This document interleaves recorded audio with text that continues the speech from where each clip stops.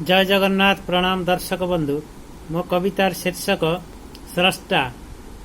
अधर्म हटिब एही जगतरू सबिए हेले एकता। भ्रष्टाचार कली पाइजिब बली थिले विश्वास सत्यता। जगतर मान बढ़िब सम्मान रहिले निजर चेष्टा। सत्यर सूचना रहिले भावना सबिए कहिबे स्रष्टा।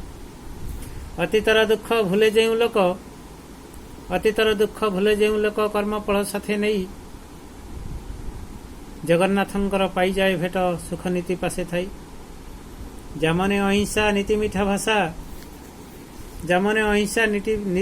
भाषा मने उंकी मारु थाई। सेही नर एका एही दुनिया को आलिकृत करू थाई।